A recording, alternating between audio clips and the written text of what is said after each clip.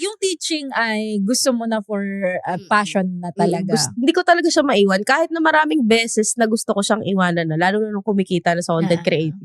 Diba, aminin nyo? Yes. Diba, parang pag nabulag. Hindi man ako nagturo. Huwag mo kami damay, masili pa kami BIR. Pag nabulag ka na, parang sabi mo, kaya palang kitain ng isang project yung kayang kitain ng Isang taon. Diba? Diba?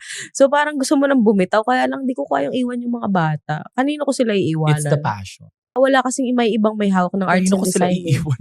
Ate ko naman. Diba? Na parang ba siya nagluwal, di ba? Siya nagluwal nung 40 na yun. Hindi, kasi nung nawala ako. Aso ka ba? Iba-iba maglaba Nung teacher. nag-leave ako, di ba nag-leave ako gawa ng dati kong ad management. Pagbalik ko, wala nang classroom yung arts and design. Inalisan ng classroom. So, sa nagkaklase yung mga estudyante ko, sa ilalim ng puno at sa kung saan-saan. Very sinauna. Oo, tapos kinuha yung computer lab sa kanila. Paano sila mag-multimedia arts kung wala yung computer? Sabi ko, shucks, hindi ko pwedeng iwan. Nakalib pa lang ako noon na, paano pag gumalis ako? Di mawawala yung, sino na lang maghawak ng sining sa amin, di ba? Maghahawak ng Sining. sining. Arts.